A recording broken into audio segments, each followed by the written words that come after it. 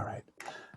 Welcome, everybody. Miles Kessler here, and I want to welcome you to this special community call on Aikido in a time of crisis. And it's great. We have something like 82 people. About 200 people had registered for this call in a relatively short period of time, like 30 hours when we started to put this up. And it's just been, we're facing a crisis now, obviously, that is impacting everybody. Nobody is free. And in fact, I would say in our lifetime, probably from the oldest person on this call, certainly to the youngest, that we've never faced a crisis on this scale as a planet. We've never faced a crisis on this scale as a species, and certainly as an Aikido community. And you know, what better way to face the crisis and actually come together and share this beautiful path that we all are love and hold dear to our hearts of Aikido.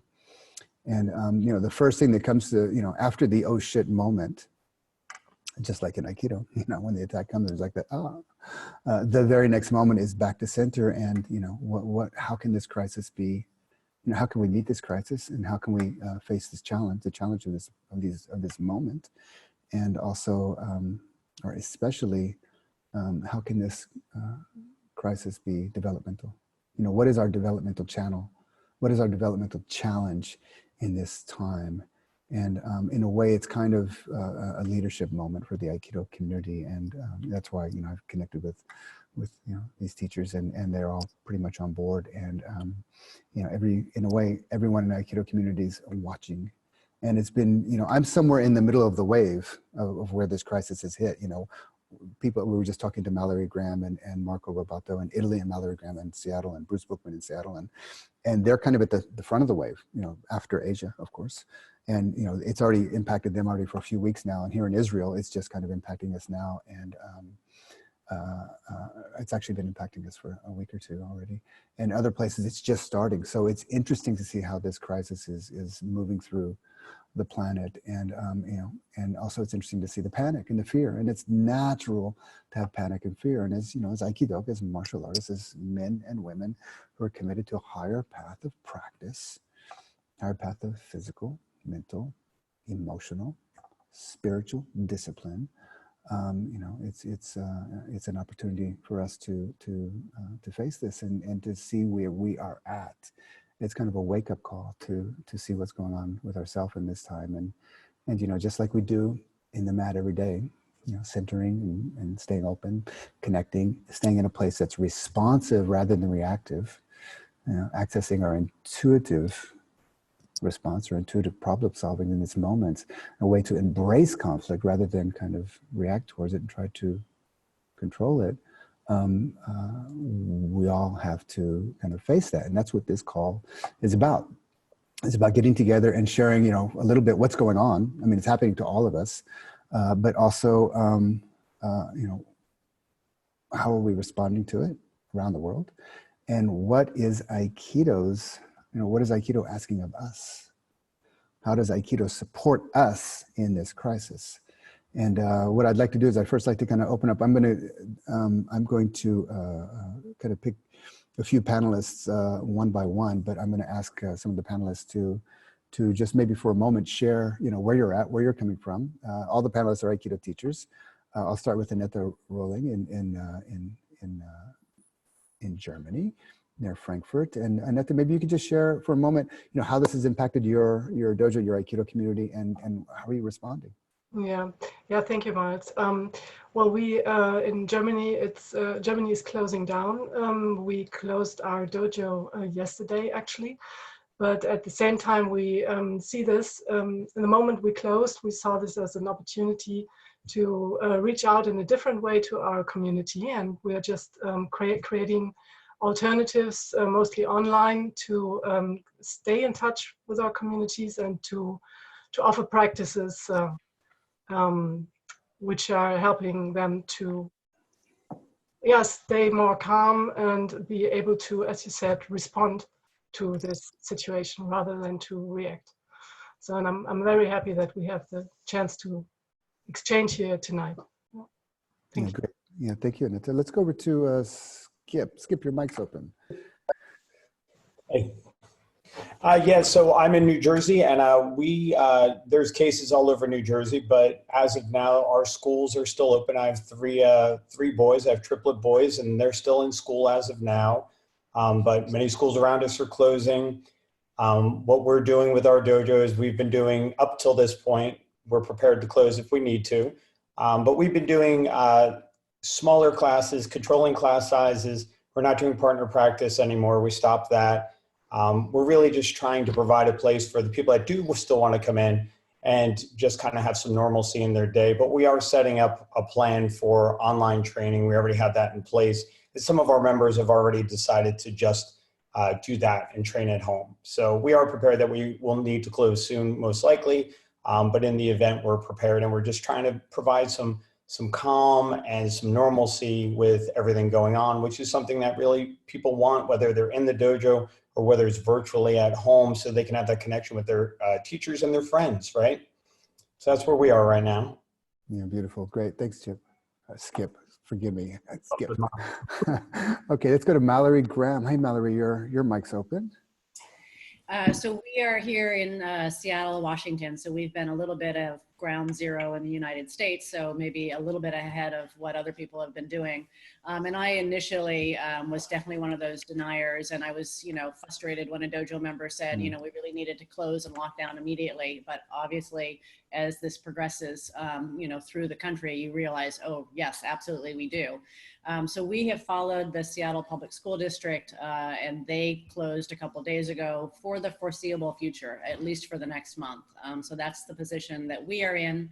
But we also literally just 2 minutes ago, I got off of us hosting our first dojo virtual meeting, in which our membership totally came together to talk about what their needs were and how we can be supporting each other, offering virtual classes, and really still using the opportunity. So turning the crisis into an opportunity to deepen our training in different ways.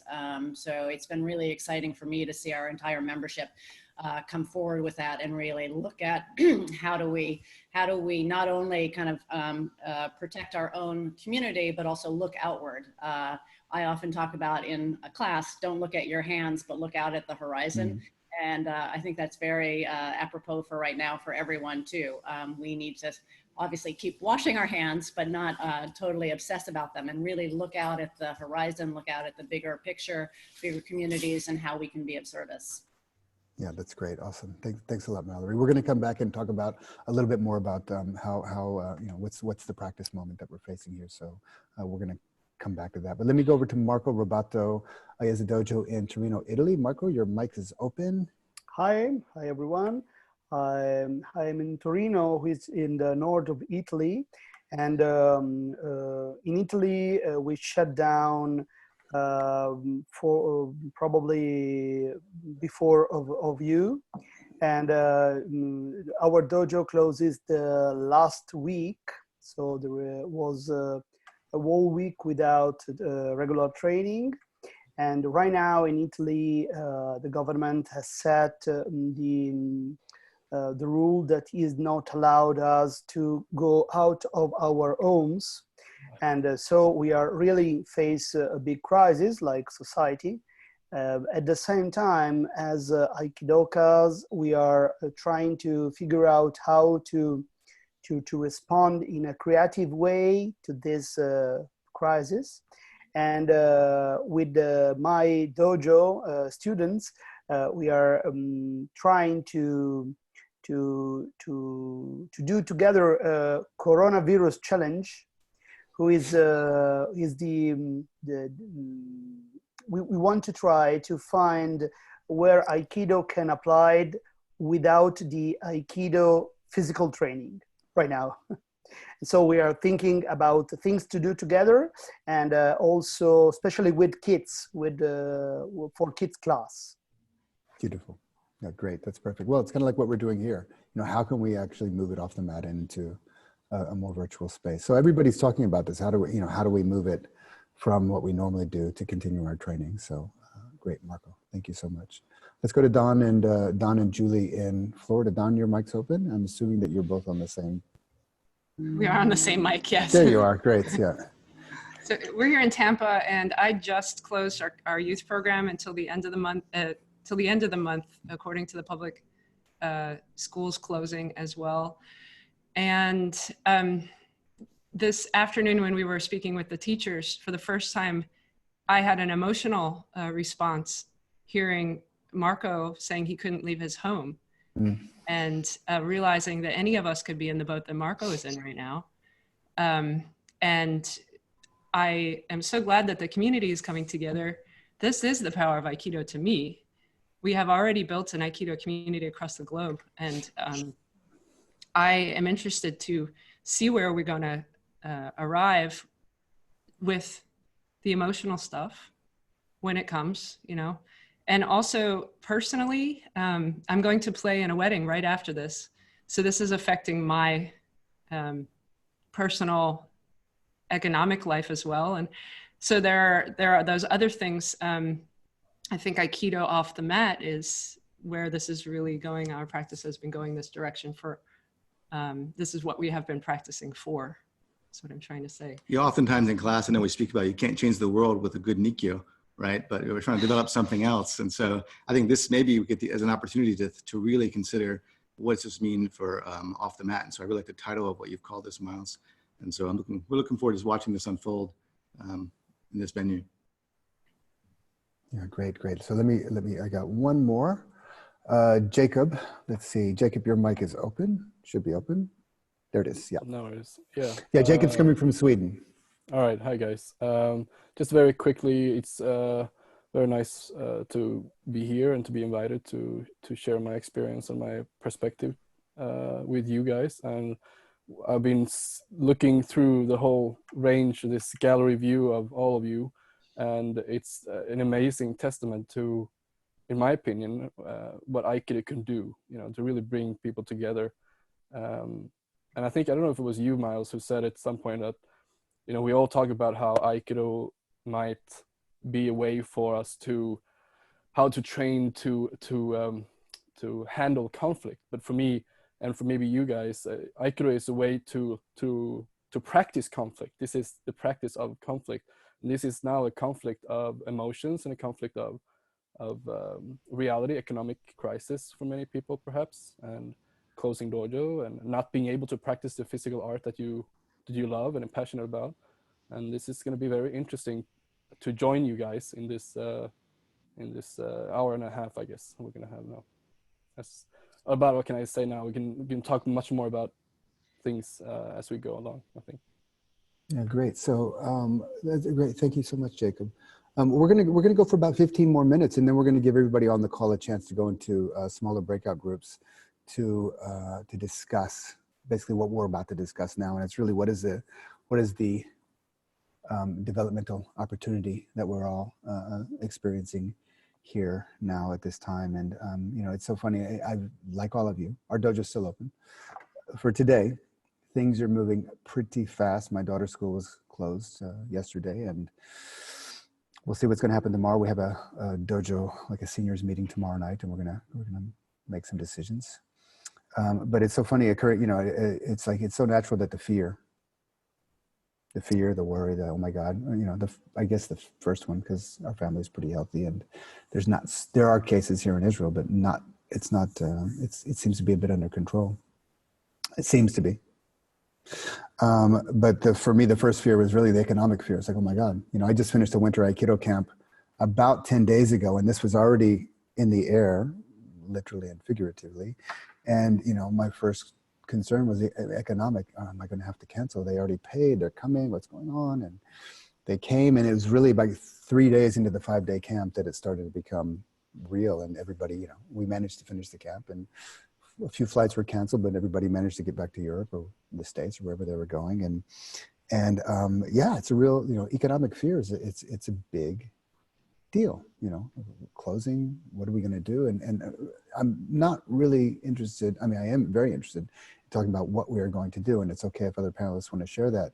But I'm curious in how do we face this situation? And, you know, it's like Aikido is such a profound art. And, you know, one of the like in the beginner's class that I teach, I have these kind of 5-week thing, and I teach there's 3 life lessons. You know, the first one, very simple, from stress to center. The second one, from center to connection. The third one, from connection to the resolution of stress to harmony. And it goes over 5 weeks, and it's such a simple little, 3 little simple life lessons. But my God, after 35 years in the art, these things it always comes back to that, from stress to center, from center to connection. And then that's where the intuitive response, we have to have faith that that's where the intuitive response will come up. So what I would love to hear from the rest of the panelists is, what is your way of first dealing with this? What are your fears, if you want to share your fears, but what are your fears, and what is your way of facing this and dealing with it? And what are you offering to your students? So I cut it off early. I missed Janice. I'm so sorry, Janice, but I'm going to start this one with you if that's okay. So Janice, your mic is open. Of course, my dog's acting up right now. Anyway, with everything, I tend to be a bit of a tough guy about things, and I don't get sick. I don't stay homesick. I teach on crutches. So with this, my initial reaction was, again, oh my God, what if no one's going to pay for the month, and I'm going to have to pay the rent. And I can do this. I can scrub things down, and I can do it. But, then I realized that it's not about me doing it. I mean, I can get sick and give it to other people. My kids are going to go give it to other people. So I closed my dojo. Starting today, I'm closing my dojo. And just as far as the economic, after announcing that the dojo was going to be closed, several people paid dues for the coming month. So they're really in it with me to stick this out. And that was encouraging. And I'm sure your dojo people will be the same. Not all of them, but people are really, sticking together in this. Now, did you want me to do the medical thing? You know what? Yeah, let me just first, Janice Taitel Sensei, she runs a dojo in Dover, New Jersey, but she's also a medical doctor. And if you could share, your perspective. Sure. Just real quick. Yeah, just thrown together a little bit. So I'm seeing this, there's a huge range of response about this virus, from this is I'm touching my face. It's overblown, it's a hoax, or it's the apocalypse. And I think it's important for people to realize that it's neither. It's not, all or nothing. This is going to end and life is going to go on, but it's going to be really disruptive in all matters in the meantime. However, there's things we can do to minimize this impact. Panicking is not one of them, and neither should we stick our head in the sand, even if it's disinfected. Before we think about how to respond, it's important to know what we're talking about here. So, I'm sure a lot of you know a lot of this stuff, but some don't. So coronavirus are a common virus, causes colds in people and not usually so much serious disease. But this is, so you hear coronavirus and so what? But it's concerning because this is a totally new strain, and that happens when it jumps from animals to people. This happened with MERS in 2012 and with SARS in 2003. But neither of those were pandemics. MERS was basically in Saudi Arabia. It went to 27 countries. Hold on, I'm squirting my dogs. Dogs are squirted. MERS had 2,500 cases. A third of them died, but it didn't become a pandemic. It stopped there. And then SARS also, it didn't become the pandemic, even though it affected travel a lot. This one has already affected over 100 countries internationally. The virus is called SARS-CoV, coronavirus 2, and the disease is COVID-19, just to avoid confusion there. When I first heard about it, I'm like, God, come on, why they're making such a fuss over this before anyone besides in Wuhan was sick about it. But you have to deal with it before it is widespread or it's too late, because the virus was new. We had no way of knowing how severe it was going to be or how easily it would spread. And in the world, everybody is susceptible because it's new. There's no resistance to it. The fact that it's a pandemic doesn't mean it's severe. It means it's everywhere. But as we're learning more about it to say that we are right to be concerned about it. The COVID-19 is spread like very easily like influenza, and it can cause very severe disease, especially in people at increased risk, like the elderly and those with heart, lung disease, or diabetes. It's mild in children or even no symptoms, but that makes it worse in a way because the kids are running around spreading it and they're not homesick. At this point, there's over 1,600 cases in the United States, and about 130 each are known to be from travel or close contact, but the rest of them, like 1,300 cases, are under investigation. We really don't know where they're coming from. There have been 41 deaths so far, although I think there was an extra one today in New York. And it's been found in 47 countries, 47 states, including Washington, D.C. Only 3 states have a lot of cases, 200 to 500, and that's New York, California, and Washington, but that's going to change. Everybody wants to know fatality rates, but we really don't know. We know it's higher than the flu, but you need to know the denominator to know the mortality rate, and they're not doing community-wide, surveillance testing, so there's no way of knowing, overall what the mortality rate is. In response to this, the most important thing we need to do is flatten the curve, and that's a concept I think hopefully people have seen. But people are going to get sick from this, but if everybody gets sick all at the same time, we're going to overwhelm the health system. And then people will be dying just because of lack of medical care. So it's really important to delay the infections. You may not prevent them, but delaying them is going to allow the medical system to take care of things better. The way to do that, first we talk about prevention. Wash your hands, don't touch your face. Coronavirus is spread by respiratory droplets, just like the flu.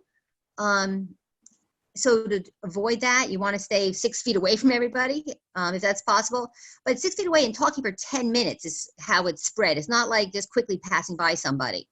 But a lot of this is based on the MERS, and and so we don't know enough from this one, know exactly how contagious, what the incubation period is, but we think it's 2 to 14 days based on MERS. If you're sick, you should wear a mask, but if you're not sick, don't wear a mask. It just makes you touch your face more, and it uses up all the masks, so people can't get them. You should disinfect surfaces, and any good disinfectant is fine. You can also use unexpired bleach and put 4 teaspoons in a quart of water, or you can use alcohol, at least 70%.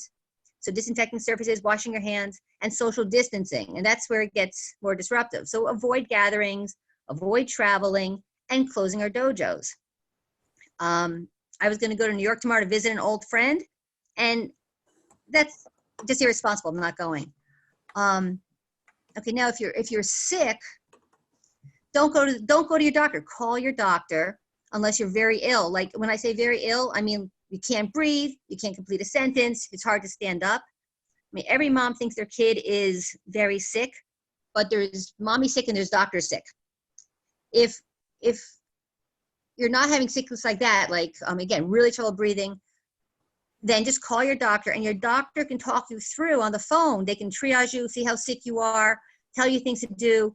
There's not a treatment for this, so you don't need to run to the doctor. There's also nothing to prevent it, so going sooner rather than later doesn't help. I mean, if you wait and see if you get sicker, that's fine, because you're not missing something that could have prevented it earlier. If you should go to the doctor, if you're really short of breath, chest pain, confusion, or trouble waking up, or blue, it's pretty extreme stuff. But just normal, miserable sick should just stay home. If you are sick, people always want to be tested, but understand that testing will not affect the care in an individual patient. I mean, it's important for public health, but since there's no specific treatment, I'm not going to treat you differently if I know you're a positive test or not. So if your doctor says you don't need the test, don't try to fight for it, because if it's going to affect you or public health, they can do the testing, and they need to save it for where you need it. So please don't insist on testing. Don't go to LabCorp, and don't go to your doctor just without asking first if you think you might have it. If you do get sick, stay home for 3 days after you're all better, or 7 days if you have the diagnosis. And finally, this recommendations are changing every day. I mean, at work, we're getting new algorithms every day to what to do about people. So just keep checking in and don't panic and wash your hands. That's it. Well, thank you, Dr. Janice. We appreciate that. Public service announcement. We had to put the public service announcement in here. So so you say your dojo's closed now? My dojo's closed. Yeah. Now, what are you doing? Do you have any practices that you're recommending to your students to Well, not to keep on doing Aikido? I mean, of course, but to really kind of, how is Aikido supporting them through this? Well, I'm lending out weapons to people so they can practice at home. I try to recommend a lot of individual and fitness exercises. We have fitness stars that the kids can be training for. So hopefully when they get back, they can get their fitness stars and, get up their push-ups and burpees. They can practice that during the month. Great. Okay, cool. Let me go over to speaking of burpees. Skip, your mic's open. Oh no, your mic was open. Can you open your mic, Skip? I lost you. Your mic's open. Oh, sorry. we're across each other. All right. Look at you there. Cool. There we go. Good. Yeah. So how are you? What's the developmental opportunity here? The opportunity is for me, the way I see it is engaging with our students more. When you think of a class format, right? We have 5, 6, 10 people in class. We try to engage every day on the mat when we're teaching, but how can we engage now personally and extend that into the home, right? How can we provide support here that goes beyond the four corners of our dojo, right? So I really feel like more than ever, people need us to be in their lives. Like we are very much needed right now. We are known as the calm, level-headed, peaceful people in their lives that are typically chaotic with work and everything else, right? And the media. I think more than ever right now, the more we can be calm and be leaders to show people of how they can continue to engage with us and members of the dojo, but also so that we can be that hour with them or half hour or 15 minutes, whatever we're providing virtually, to try and take the stress out of the day. Because here's the thing, and I mean, Janice, you'd be the number one person to hopefully back me up, is if people get stressed out, their immune systems drop and they're more prone to being ill anyway, right? So all this stress is just kind of making things worse. So if we can help people be healthier by decreasing stress, I mean, that's a huge service. And I think that's the most important thing we can do right now. And not only that, Chip, because this stress is like a vicious cycle, because it's reinforced by the press, reinforced by the media, reinforced all over the place. And I actually want to go to Malory now, because she's in Seattle and they're ahead of the wave for most of us. Sure. So Malory, how's this going for you guys? Yeah, I just want to jump in on saying that figuring out how to deal with the stress is huge, because walking around, Seattle, it's a ghost town here, and people are definitely freaked out, and the economic concerns are real. I think we are really seeing that a little bit sooner than everyone else. So I have also really put out to my dojo that there are things that we do all the time in Aikido. I think the Aikido warm-ups that we do for bringing your stress level down, a lot of the yoga poses that are part of that, as well as a great opportunity to really delve a little bit deeper into the breathing that we do in Aikido, where we don't often have the time to really talk about it on the mat, but to really start to engage with some of the deeper elements of our practice. I think it's going to be a hugely beneficial thing that we have to offer. Another thing that I was thinking as I was listening to people too, is that what an incredible time for personal connection with our students, with each other. I had wanted to be creating individual meetings with my students just to check in with them for the year in terms of their annual goals in Aikido. And now it's super easy. I basically have an open schedule during all of our normal class times. I think I might have gone off. No, you're still here. Where people are taking 15-minute meetings with me so that I can really engage with them on how they're kind of keeping themselves kind of healthy, checking in emotionally, and then also planning a little bit more for what are their future goals in Aikido. So using this as an opportunity to connect more deeply. Yeah, beautiful. And I love that you talk about those things that we don't always stress in class. Of course we do, but like Kotegaeshi or whatever, it's great. We need to learn it. We get better, or whatever. But we never use that in the real, almost never, hopefully never use that in the real world. But centering, connecting with our breath, connecting with the ground, connecting with the sky, opening up, connecting with another person, all times, all places, in all circumstances. These are the real practices that kind of feed us, especially in times like this. Annette, you want to jump in? Is your mic open, I hope? No, it's not. Okay, let me see if I can help you. I would ask the panelists just to keep your mic open. Yeah, okay, should be open now. Yep. Yes, it's open now. Yeah. Yeah, so I agree with all of the panelists with their ideas. This is what we are going to do. What an aspect I want to contribute is that we have a huge children's community in our dojo. And what I see is that they are now at home because schools are closing. And what I find an important possibility is to reach out to the families via the children, to give the children a practice like sitting Seiza and turning inside and meeting maybe also their worries and finding peace in meeting their worries. And then from this place, like the centering practice, go out into this strange life that we are going to lead in the next couple of weeks. And I want to invite the children to take their parents in, so that the whole family is actually getting a contribution from this. So this is I want to reach out more deeply into the people who are connected with our members. And I hope this will contribute to what other four speakers already mentioned, that it's so important to reduce the stress level. I think we have really great measures in our practice to help them with that. Yeah, beautiful. Don and Julie, you want to share something?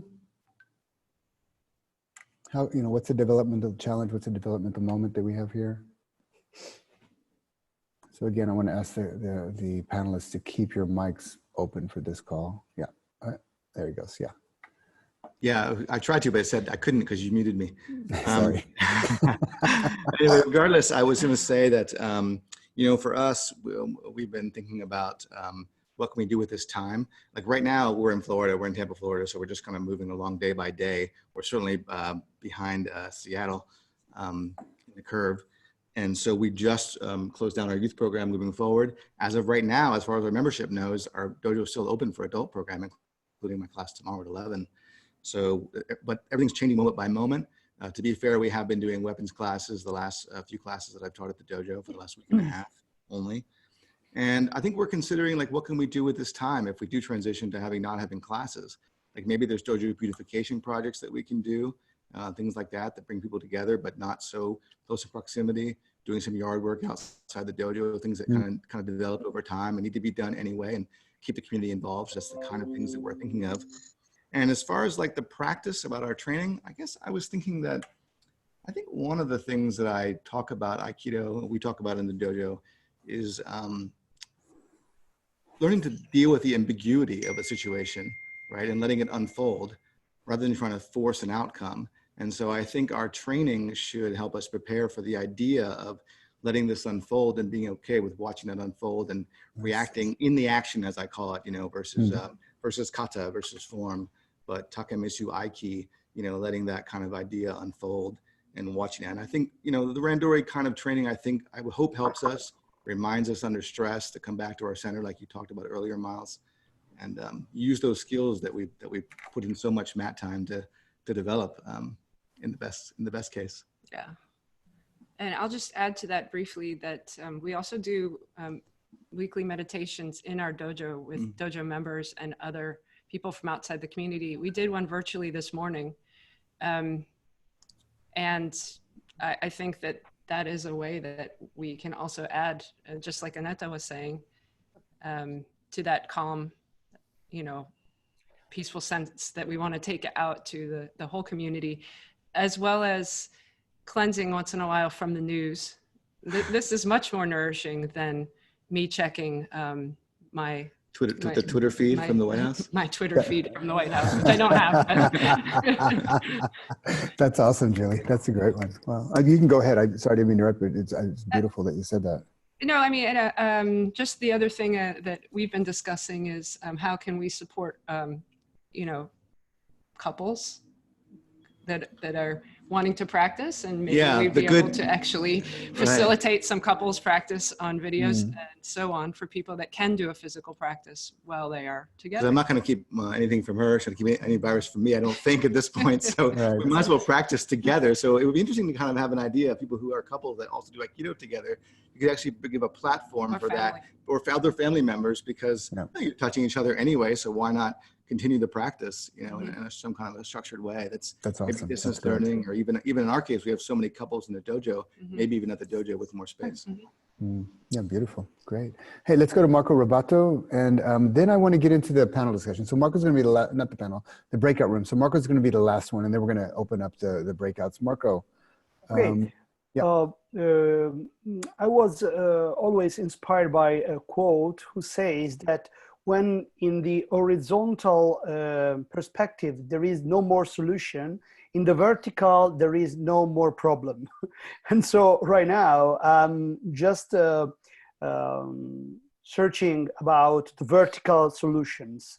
And what I was thinking to do is to give more space to the theory of Aikido and the culture of Aikido in terms of history, for example, and of meaning of the Japanese terms we use normally in the dojo, because sometimes there is not time to speak about that during a normal class. But now we have a very, very much time with our student. And so I will probably fix some, schedule some meeting with the dojo community and share not only the feeling about this moment, but giving a webinar about the philosophy on the Aikido and what we can do in an apartment. Probably also physical training, but the environment is not a mat, is an apartment right now in Italy. So, for example, how to do ukemi in an apartment and not on the mat. Okay, great. So that's perfect. Thanks a lot, Marco. I'm just, okay, so what we're gonna do now, I set up the breakout rooms. We're gonna go into a breakout, and here's the question. What is this developmental opportunity? We're gonna come back after the breakout. We're gonna give you like a 25 minutes discussion. The groups are about 5 people each. The question is, what's the developmental opportunity, number 1? Number 2, what's the best practices? And I would like one person in the breakout to harvest, to kind of write down 3 tips, 3 points, 2 or 3 of your top points, and then we're going to harvest those afterwards. We probably won't get to everybody, but still, really kind of check in. It's kind of like a community harvesting here. What are your best practices? What's this developmental opportunity for this crisis? You're gonna have 25 minutes. It's a free discussion. Please self-regulate, give other people time to speak as well. And if there is a sensei in your group, there might be, they're not always there. Not all the groups will have somebody. Maybe they can lead the group, they can facilitate it. I would also like to ask Paul Linden sensei to stay in the main room, Randy Bonifay to stay in the main room. Aviv Goldsmith, Bruce Bookmen, Linda Holliday, Lisa Tomoleoni senseis to all stay in the main room. And let me just see if I'm forgetting anybody. If I'm forgetting and you should be here, then you can stay as well. Just one moment, I gotta go through my list. Yeah, that'll be good. And we're gonna actually have our own little breakout session in this main room here. Leah Suzuki, excuse me, I knew I forgot somebody. Otherwise, have a great discussion. If you find yourself in a room by yourself, I don't think that will happen, but just hang tight. It's gonna take me a little bit to rearrange the rooms. And again, what is developmental opportunity during this time of crisis? And what are your best practices? 25-minute breakout discussion. Have a great breakout group. Bye. You guys want to join in this room? Yeah, you'll get a little pop-up and you can go into your room. Fantastic. And while everybody, Skip, you want to stick around? I hope he stayed. Yeah, there he is. Good. I'm sure I forgot a few names there, but looks like the breakout rooms are filling up nicely. I do need to kind of check that. There's always people that would rather watch and not join the breakouts, but then they're going to watch. So I'm going to open up Aviv's mic. I tried to open Aviv's mic. Paul Linden Sensei, just a moment. Hey, Paul, how you doing? I'm doing well. I closed the dojo as well, and I've been teaching online a lot recently. I just did a peacemaking class, body-based peacemaking class in Indonesia. So it's very familiar to me. And I think there's an awful lot that can be done if you simply can see the person you're teaching. Absolutely, absolutely. So let's do a quick round. Let's go to Bruce. Everybody, why don't you introduce yourself? This is going to be like panel discussion number 2. Introduce yourself and where are you at physically, emotionally, mentally, spiritually in this moment. Bruce Bookmen Sensei. Yeah, thank you, Miles. I appreciate all you're doing and this opportunity to get together with the big Aikido community. We closed our dojo yesterday, and for at least 2 weeks. Who knows, maybe it'll be less time than that, but we're thinking that we'll reassess after 2 weeks. Lots of things are going on. There's overall, the biggest issue is the moral issue. We must always do what's best for the students, regardless of the financial consequences.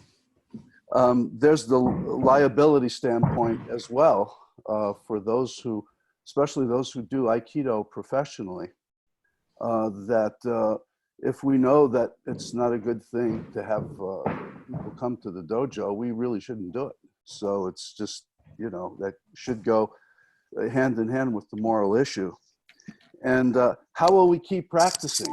Well, I'll tell you from a personal perspective, how I keep practicing and what I'm trying to communicate to my students is that there's an active practice in Aikido and there's a dormant practice. And I think we may be in a dormant time right now where we have to sit with what we know and not throw our tools out, but sit with what we know and in a way learn to integrate our skills and to find our core in a quieter, a more silent way. In a way, this is like an Aiki Vipassana meditation where you're not speaking or you're being quiet. And just seeing how your training resonates with you in just letting go of attachments. This kind of an outbreak, a pandemic, has all of us looking at our own mortality. And to be a warrior, that's something that one needs to visit, and we're Budoka. So this is a tremendous time for examining what our attachments are, what we cling to, and to sit with this kind of a meditation. And so that's one thing. And then, of course, there's what can we do virtually and how can we get people practicing and doing, we have low impact Aikido classes that actually don't involve a whole lot of partner interaction. So there's that possibility of sword work, or, many of my students are going out to the park and training and trying to do it. They're doing weapons work. I can't really control what they do, but they're letting me know what they do. They might actually find me in the park training as well. So that's what's really going on here. I hope I addressed the questions that you asked. Sure. Yeah. I mean, in a way, it's a very general question, but you definitely addressed it. And it's interesting for me that everybody's making the same move. As long as the interwebs don't crash on us, well, even if the interwebs don't crash on us, I think your first tip of the dormant practice is awesome. Thank you. Yeah, thank you. Leah Suzuki. Yeah. Oh, great. I thought I was still muted. Maybe I was trying to unmute. The developmental opportunity, for at least a year, I've been telling myself, and I've got some young people in their 20s and 30s at my dojo. So I'm asking these millennials, what are the best tools for online courses? And this is what we really need. And I want to get more people your generation into my dojo. And I think that would really help and all of that. And it's been on the back burner this whole time. So, you know, the other night I canceled classes and there I was Googling, you know, how to make online courses. So that's one opportunity. I really like what you said, Bruce, about active practice versus dormant practice.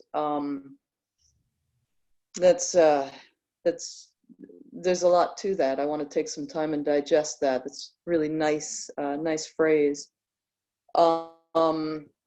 Another opportunity that it's giving me, I created these Facebook groups, and I was pleasantly surprised at how many of my members joined them and then started interacting with me. And you know, it's so funny because you know, when I was coming up through the ranks, when I was a white belt and a shodan, we would hang out with our sensei and ask questions or shut up and listen or whatever, but we had that relationship, opportunities to develop that relationship. And I see people being kind of afraid and hesitant. But when you take it online, when you give them the opportunity online for whatever reason, or even texting, for whatever reason, they say things that they don't say to you in person. And so anyway, that's another opportunity. It's actually just these Facebook groups have enabled me to get a better window into what's going on with my members and stuff. So, and I can't remember whether there was something else that I was meant to address. Well, I tell you what, let's go and do a round. We'll probably have another chance to come back and look at another question. But I do appreciate, because you know I've been leading online courses for about 4 years now, and wow. The first thing that I discovered, the first surprise, is that it can be incredibly intimate. So in a way, you know, it's like we have social distancing policy is becoming the coin of the realm now, but if we couple that with digital intimacy, interesting. We have something. Paul Linden Sensei, how about we'll do Paul, and then we're going to go over to Linda and Randy and Aviv. Okay, I think part of the question is which Aikido. I have a feeling that all of us are on the same page pretty much. One of the things I think carries over, as when I teach people how to be a good uke, I say you have to choose some injury and some injury that you're trying to inflict. You're not just being cannon fodder. You have to want to hurt the person. And you shouldn't, of course, but if you do, then it becomes the same practice as we're facing now. If you go to the dojo all the time and are always in danger of somebody hitting you, then you've got the vaccine doing much the same thing. And I think the tools we use will probably be very similar for reacting with peacefulness, but it comes from an attitude of martial arts, I think. Yeah, beautiful. It's good to see you, Paul. Thank you. It's good to be here. I'm still functioning after all these years. For those who don't know me, I've had Parkinson's for 15 years. Yeah, I haven't seen you for about a year now, I guess. So yeah, it's great to connect again. Well, that's the opportunity that this virus has given us. Amazing, huh? Aviv Sensei, Aviv Goldsmith in Arlington, Virginia. Yeah, thank you, Miles Sensei. I'm moved by what everybody said. We're all trying to figure out what to do here. And it reminds me of our Aikido practice, where we don't empower the attack. The ski or the shomanuchi is just a vehicle. And so although we're all trying to figure out what to do in our daily training, I think we need to look beyond that and figure out how we want to move forward after this wave is passed. And we're all now focused sort of short term, a week or two, maybe 3, but this is going to be an issue that we have to deal with for some time. And one of the things we've done here is had a new opportunity to engage with our students and my board. We're a nonprofit, and everybody is contributing to the decision making about how to run the dojo here and deal with this problem. From time to time also, I coach other dojo, and there's never a good time to make a change. Well, if anybody wants to make change, now's the time. Change your schedule, update your facilities, change your curriculum. This is a fantastic time to reflect, as Bruce Sensei said, and to move forward in a different way. Beautiful. Linda Sensei, nice to see you. Thank you. Nice to be here. Terrible situation. And you're talking about developmental opportunities, and I find myself just reflecting on how quickly things are developing, and my own thinking and experience has evolved so radically and quickly over the last 2 weeks. It was last week that I sent out an email to my dojo with all the best practices, and we started disinfecting the mats after every class and everybody hand washing and don't come to the dojo and everything. And then, it's unbelievable. It's like this week, every day something different, and I was thinking something different and staying on top of it. And then I closed my dojo yesterday, I mean, we had a seminar last Saturday, right? It was all planned and we did it and we washed everything. And then,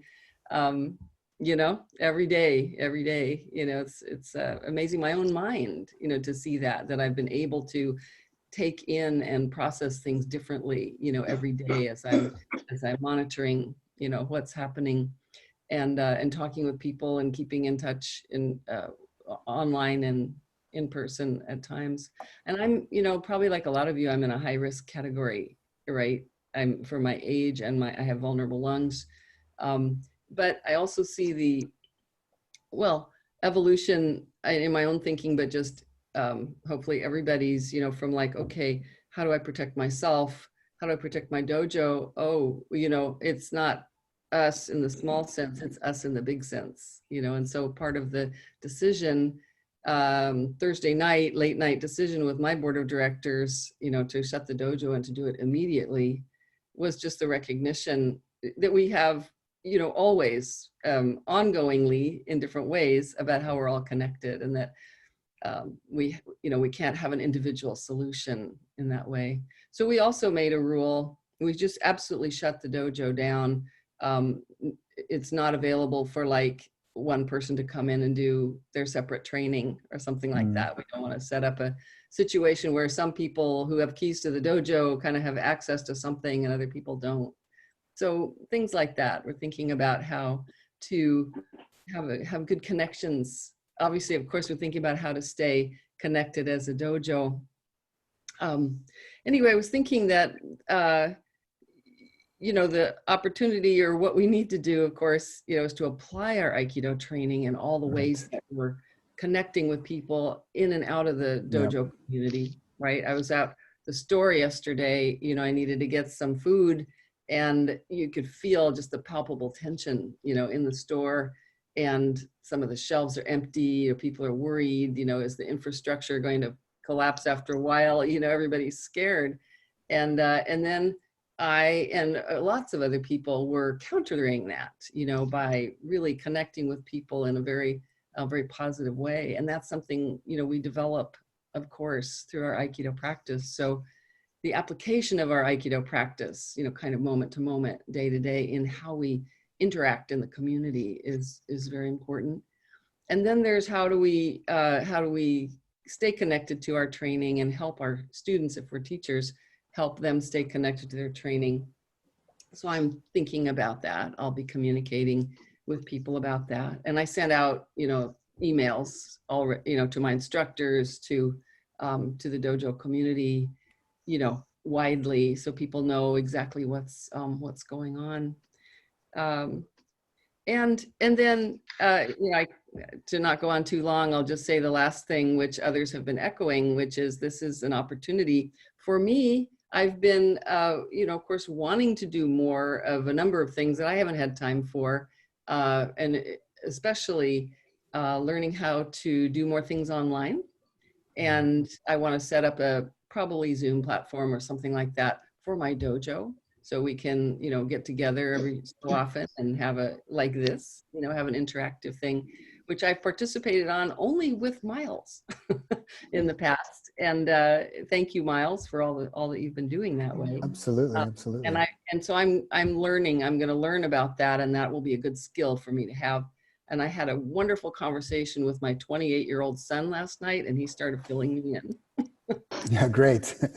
It's a lot easier on the knees too, I can tell you. Yeah. Anyway, not to just put a happy face on it. It's a terrible situation where, we're all of course worried, and, may everyone be healthy and safe. Yeah, beautiful. Yeah, thank you. So look, I want to go, I see Randy Bonifay, Lynn Morrison, and also Lisa. So I'm going to go to Lisa first, and then we're going to make the rounds again. Lisa, hey, how's it going? Hey everybody, how are you doing?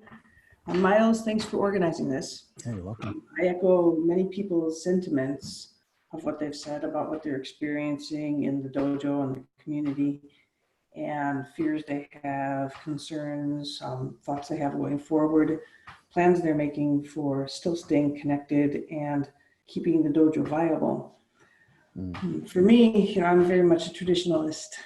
So this sort of online stuff I'm very new to, but I'm looking at this horrible situation all over the world, not just for Aikido, but for people in general, as an opportunity for me to grow and get out of my envelope of comfort, and to learn different ways I can be of service to people, not just my students, and not just my organization members, but just to be of service in general on a higher, more expanded level.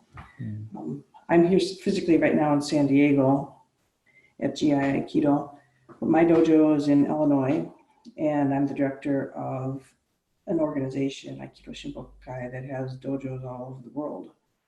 So, of course, being that spread through the world, I can't tell my members, I think you all should do this, because everyone's situations are a little different depending on where they are in the progression of this pandemic.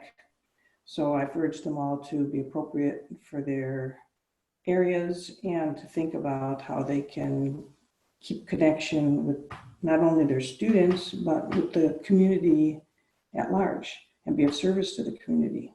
One of the things that I'm working on with my people back home, and we're working on here, is some of the local schools serve families that are below the poverty level, and the schools provide food for them, breakfast and such.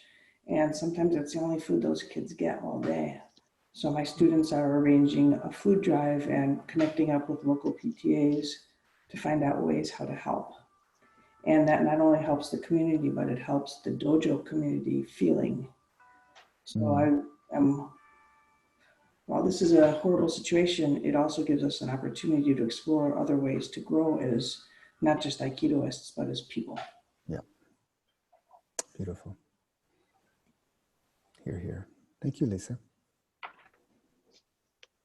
Randy Bonifay. Just a moment. Your mic is open. Oh, and now it's closed. Did you do that, Daniela? No. And now it's, okay, I'm gonna open it, okay? Okay, he looks frozen there. So Randy, we're gonna come back to you. I'm gonna go over to Lynn Morrison. Randy, can you open your mic, Randy? Okay, it's not opening. It's open right now. There you go. Perfect. Great. Hi, Mouse. Thanks for this. Absolutely. This is really needed at this time. I'm in Dallas, Texas. We have closed our dojos, and we've been talking a lot about how first some self-care for ourselves, taking care of our minds and spirits, and I'm encouraging everyone in my dojo to start finding some time to meditate with themselves, letting their minds empty out, and seeing what the plan of the universe is for us. The other thing is that we are exploring right now many ways in which we can start serving the community at whole. I like Linda, I was in the store yesterday, and I have chosen that I am going to spread goodwill towards everybody that's around me. I found a lot of unaware and and rude people at the grocery store. And I chose not let that affect me, and I want to affect them back in a positive way. So, and just keeping communication open with my students and tell me their questions, and I tell them mine, and we go forward. So thank you for the opportunity, Miles. Yeah, thank you, Randy. It's good to see you. Okay, open Lynn Morrison's mic. Hey, Lynn. Oh, nice hi. to see you. Nice to see you too. Yeah, thank you. Am I live here? You're live. Because I jumped off for a while and I just jumped back in. And I heard about experiences in the grocery stores. So I had one of them. You know, I went to Trader Joe's and it was packed. It was just packed. And I'm standing on the line, and I had, you know, one of those, like, you have these transcendent experiences every once in a while, you know. I just was totally filled with love for all these people and felt completely connected to everybody. And, you know, I thought about Aikido, and I thought about, and I've thought about this a lot before. My love for Aikido, my practice for Aikido has, you know, my love for it has created love, you know, in me that wants to be shared in, you know, in non, I guess, practical ways, and also some very practical ways. I mean, our dojo in Fort Lauderdale closed because the city of Fort Lauderdale closed all of its city buildings.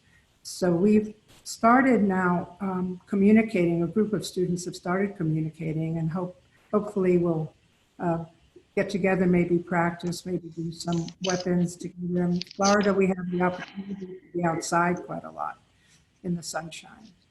So, you know, I'm just handling it. At first, I had to admit that I'm in the high-risk group, being 76 years old.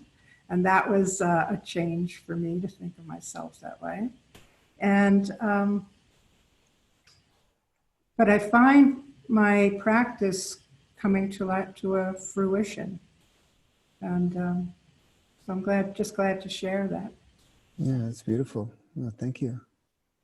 And it's nice to meet you face to face. Oh yeah, it is. It's great. And you know, social distancing is the new "I love you." So we can keep that in mind. Right. Okay. So you know what I think I'm going to do now? I'm just touched by connecting with everybody, and the more I hear, I think I want to bring everybody back. We have about 25 more minutes, and I'd like to do a harvest of what came up in the groups, and that, you know, give that about 15 minutes, and then maybe do a guided meditation at the end, and then wrap up the call. So thank you all for sharing. I'll say something when everybody gets back, so just hang on one second. I'm going to bring them back now. Actually, they're going to come back in a minute. It takes, when you close the breakout rooms, it takes 60 seconds. Daniela, you're at the end. It'd be nice if you want to say something about this training you're going to do. I think it's probably a good opportunity to yeah, share. I definitely want to share this. So we'll do that right at the end. I tell you what, I'm going to make a few announcements.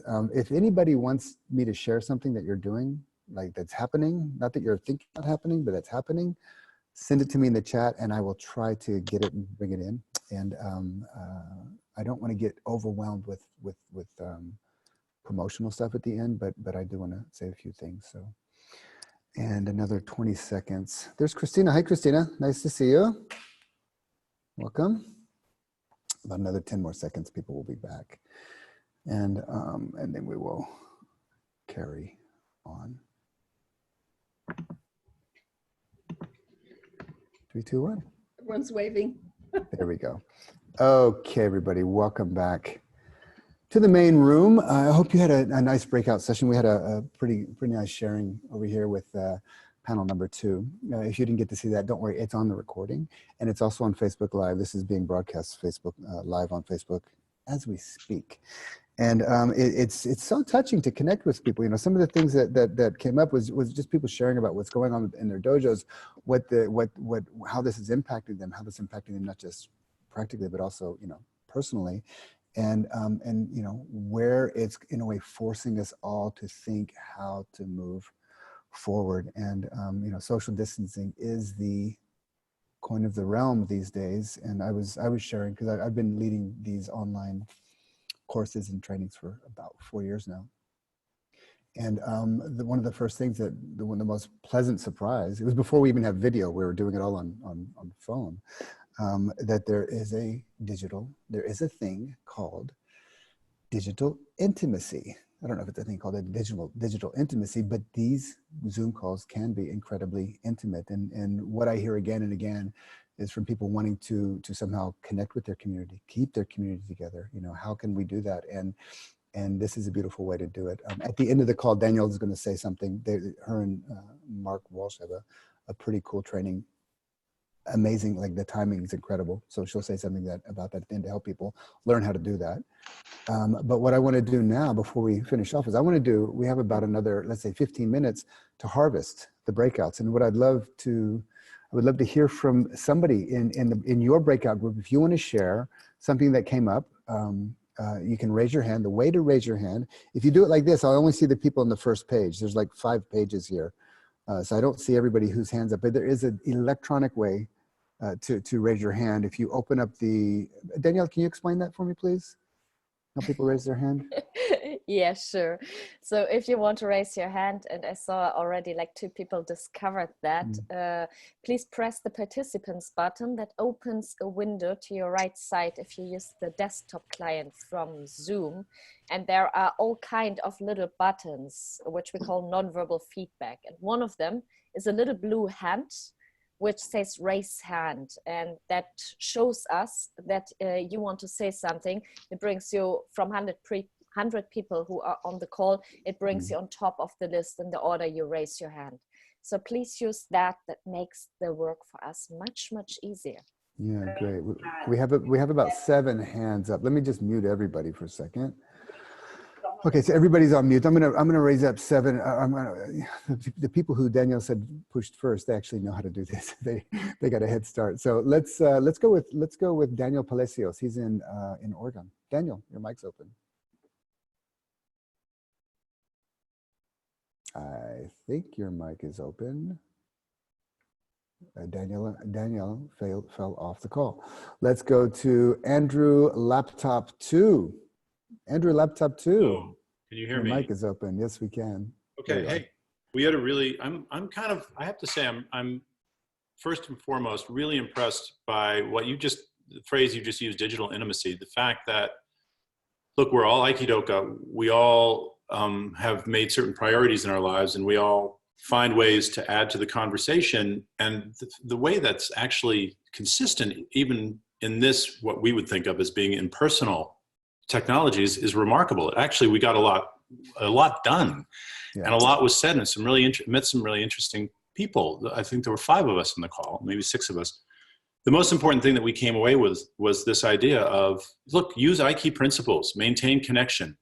The most important thing, there was a really amazing fellow in Switzerland who was saying that really the most important thing is that we maintain connection in our dojo through this period. We have to find ways to do it. How the details of that we can discuss, whether you are talking about finding tandoku, dosa, that's tandoku sort of solo practice, whether you're sharing instructional videos, whether you're sharing texts that you read together, how often you schedule a weekly get together, hang out, Zoom call, what have you, whether it's twice, whatever the details are, the most important thing is this is an opportunity. There was one person on the call she was just amazing, because I'm concerned, my dojo right now, we're moving, couldn't happen at a worse time. Wow. We're moving after 18 years, lost our lease, got to move in a temporary space, really concerned about losing membership. I'm sure there's a lot of people out there who may be concerned about, during this period, maintaining their membership, right? Maintaining the students that are there, particularly the new ones who may not be able to practice on their own without the guidance that we necessarily don't have to have. She said, make it an opportunity. Just, Aiki, right? So make the hangout, make the weekly calls public. actually encourage new members to participate in these calls, and you may end up speaking with someone for a couple weeks online, and next thing you know, after a month, you have a chance to train with them on the mat. Very unusual. That would be a cause to celebrate. So she's seeing that's one way to make an opportunity out of this. So there were a few other ideas, but I think this idea of leadership starts with a core goal of maintaining connection at all costs and finding ways to do that. Yeah, that's awesome, Daniel. Andrew, can you tell me I'm sorry, we never met. Can you tell me your full name and where you're at? My name is Andrew Boardwin. I've been training with Shizuo Imaizumi for about 30 years. He's same age as Yamada Sensei. So I'm in the New York area. Okay, and in your dojo?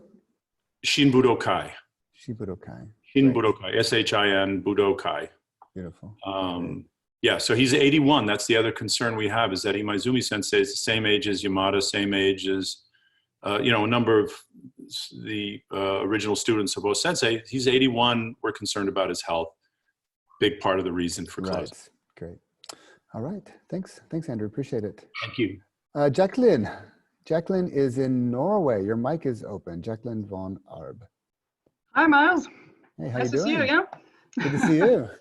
Well, Norway, I can share the concern that this can go incredibly fast. We started out 2 weeks ago with having no cases and feeling totally safe up in that little corner of Europe. And after 2 weeks, we closed the dojo. That fast. And the day after we closed the dojo, the country closed.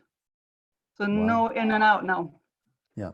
So if you think about it, we have 6 million inhabitants. That can maybe put your states, the American states, in another perspective when it can happen this fast.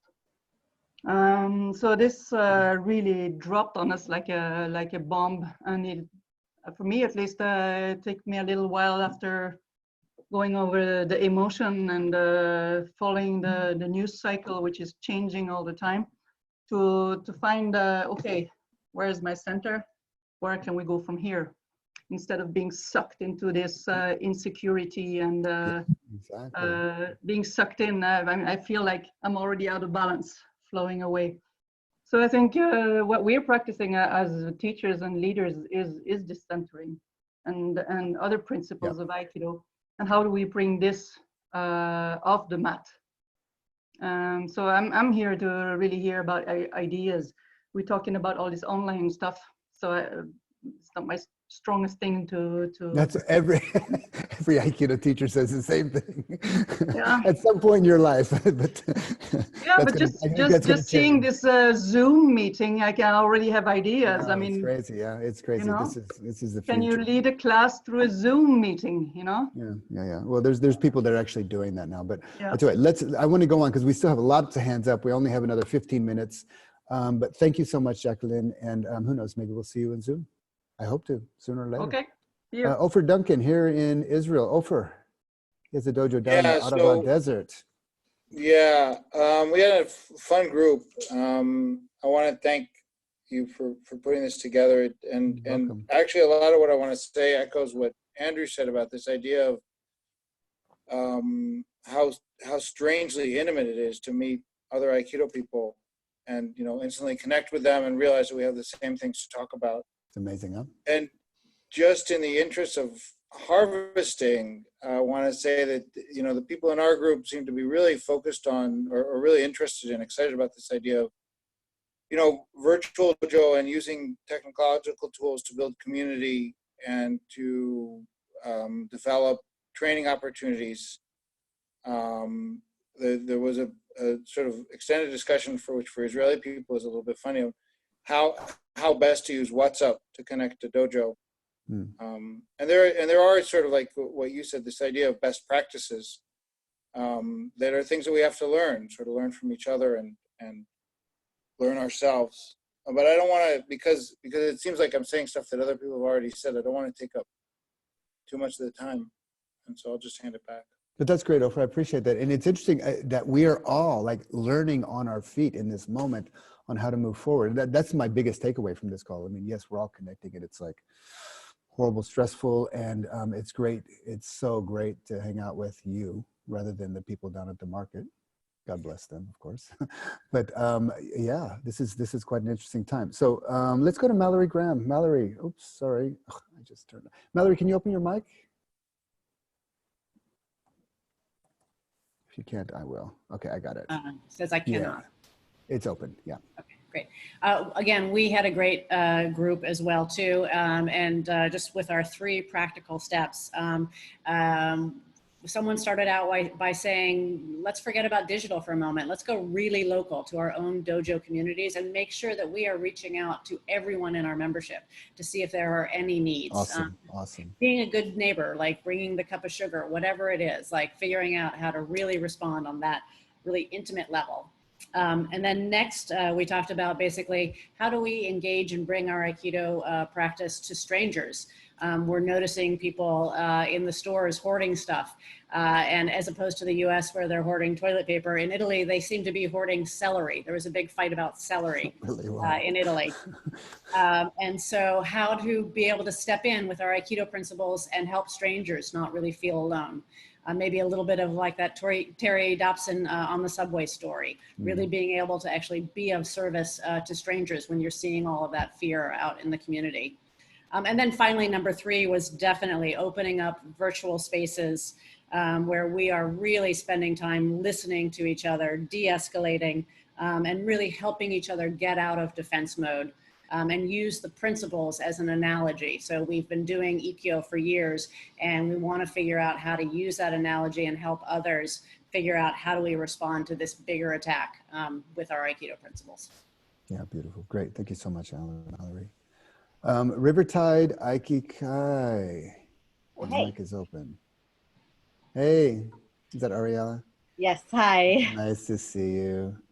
It's great to see everyone. And yeah, that whole digital intimacy thing, it was amazing. Our little group of 4 people, it was incredibly touching to speak and share some of what we're going through and what we're feeling. And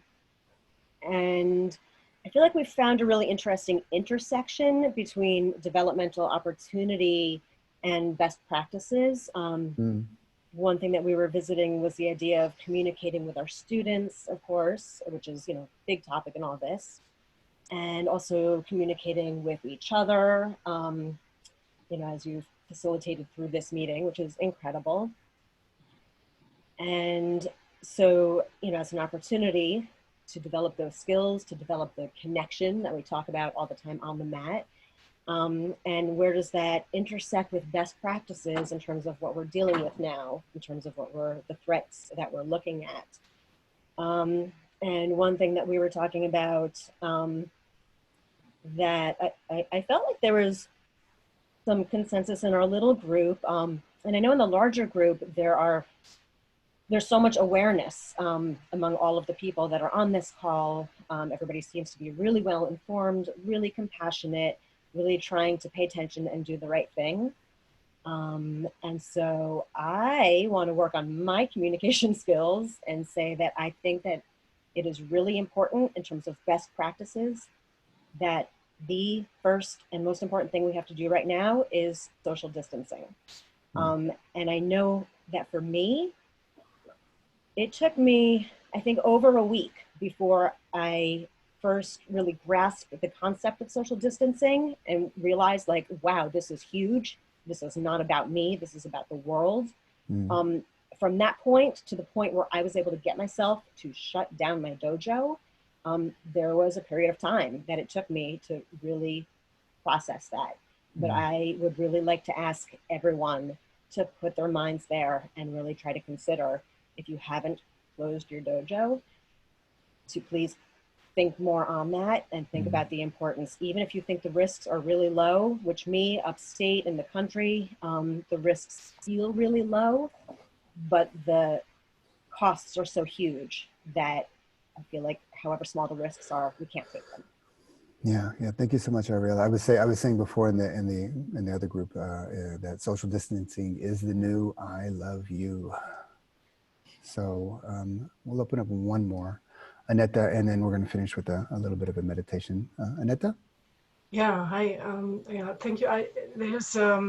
We had a great group, and there's one thing I would really like to share, because one side that was touched before, and surely it will be an issue for some of us, if not a lot of us, is the financial aspect, the economics aspect.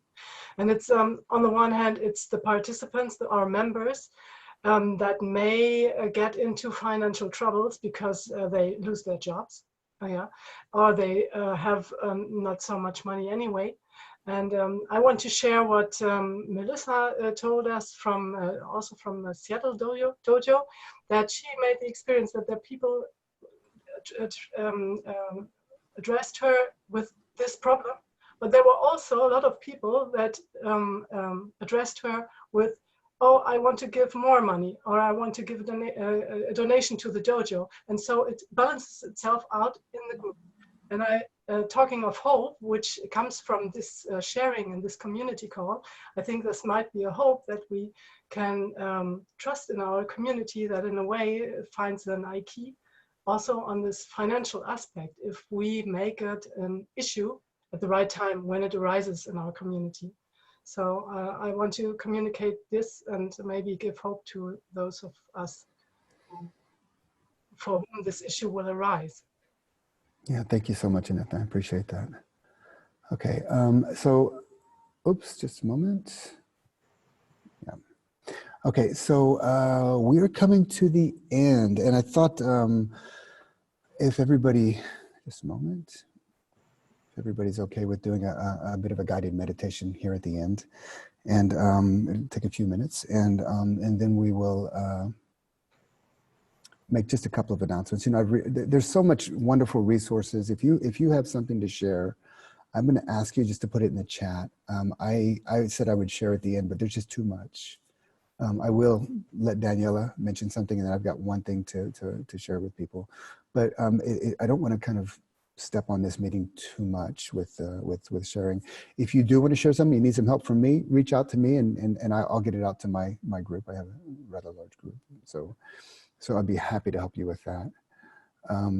But in terms of where we're at right now in the, let's say, the last 5 minutes of this call, you know, in Buddhism, there's this practice that seems quite appropriate for the moment of metta. Metta is loving kindness, and it's basically radiating or generating loving kindness towards yourself first. Always starts with yourself, and then those near you, near and dear to you, and then those around you, and even those at the local market that are fighting over the toilet paper and the hand sanitizer.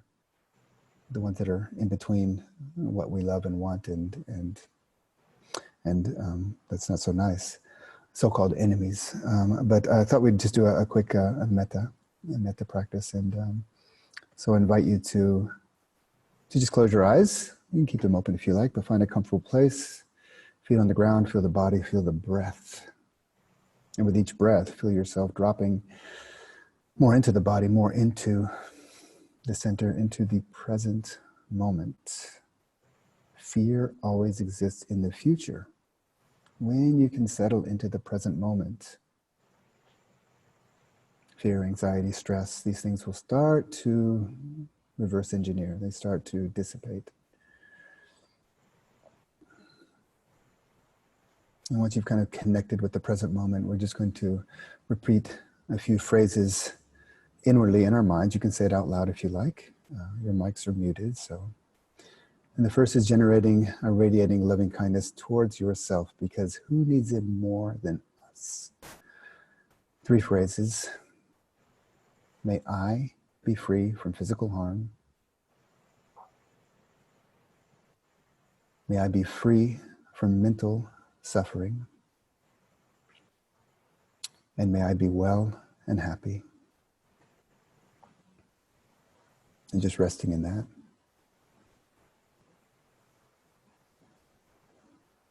And then connecting through our digital intimacy, connecting with everybody who joined this call or watching the broadcast on Facebook Live. May all the people on this community call be free from physical harm. May all the people on this community call be free from mental suffering. And may all the people on this community call be well and happy.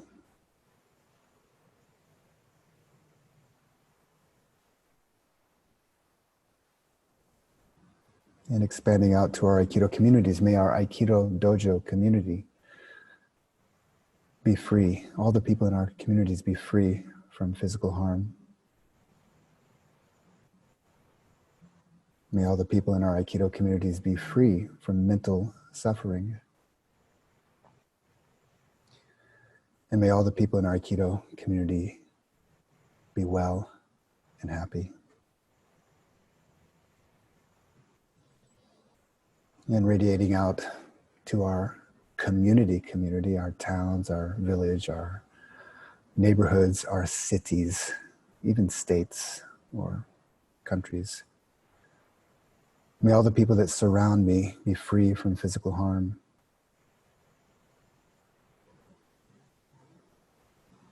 May all the people that surround me be free from mental suffering.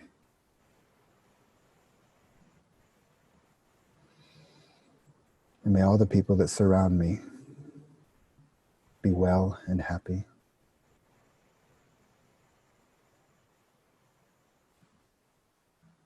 And let's actually send some metta to those who are actually impacted directly by this virus. I mean, those who are sick or their loved ones have become sick. May all those who've contracted coronavirus be free from physical suffering.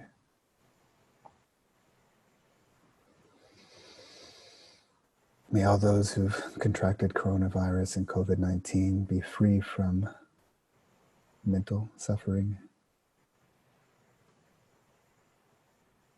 And may all the people who've contracted coronavirus be well and happy.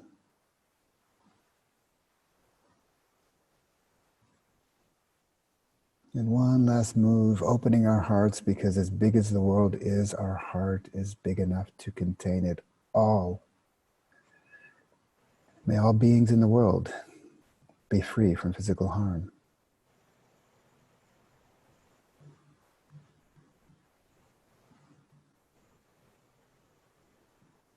May all beings in the world be free from mental suffering.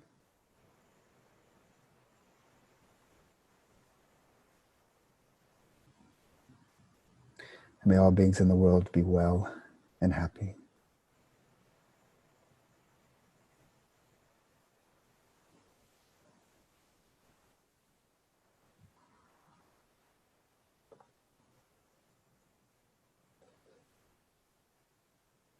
Feel your body.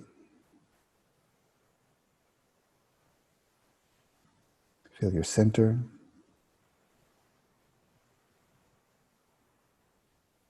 Feel your breath.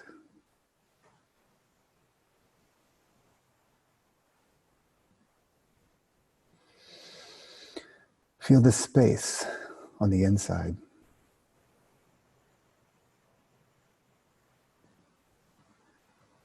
And as you slowly open your eyes and connect with everyone on the call, feel the space on the outside.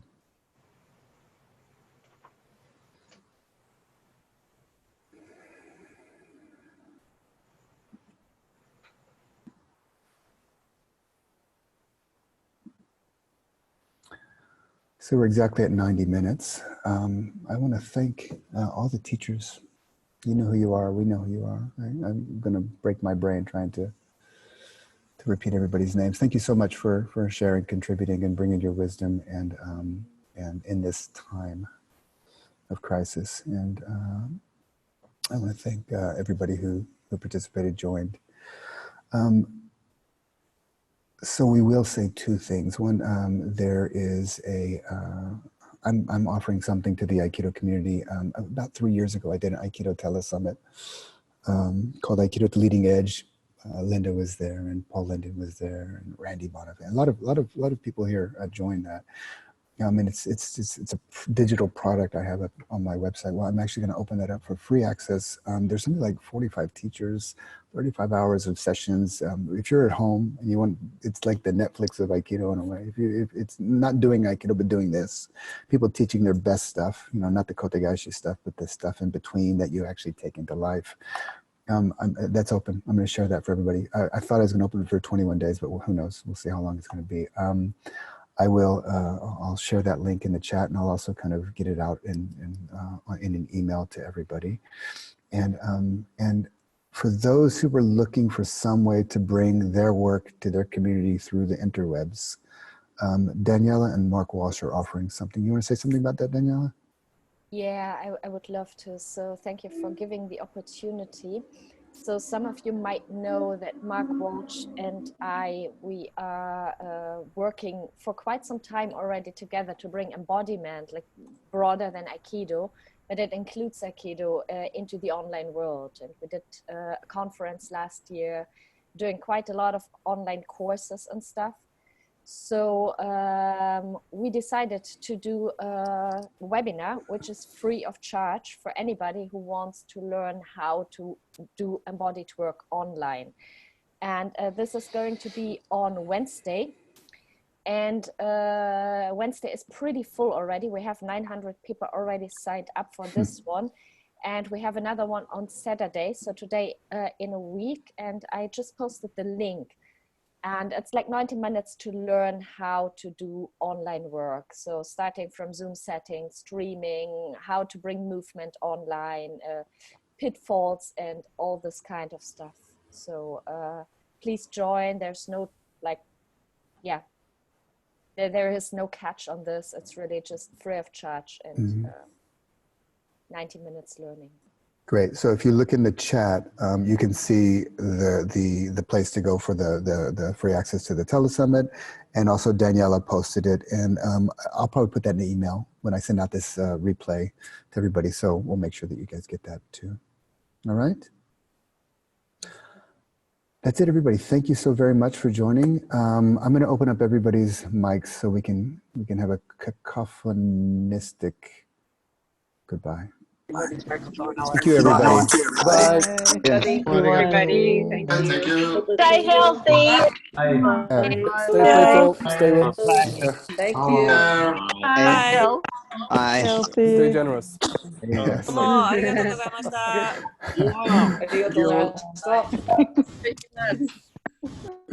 right, everybody. Much love. We'll see you soon.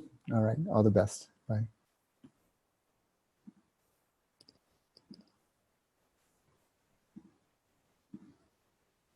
Okay.